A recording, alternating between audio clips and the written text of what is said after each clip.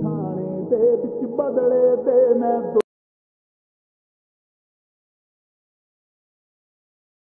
ਇੱਕ ਨੰਬਰ ਦਾ ਹਾਂ ਜਿਹੜੀ ਚੀਜ਼ ਤੇ ਅੱਖਿਓ ਖੋਲైనా ਨੀ ਮੈਂ ఫ్రెండ్స్ మీరైతే స్టేటస్ వీడియో చూస్తారు కదా, మీకైతే నచ్చింది అనుకుంటారు ఫ్రెండ్స్. నాకంటే చాలా సూపర్గా అయితే నచ్చింది.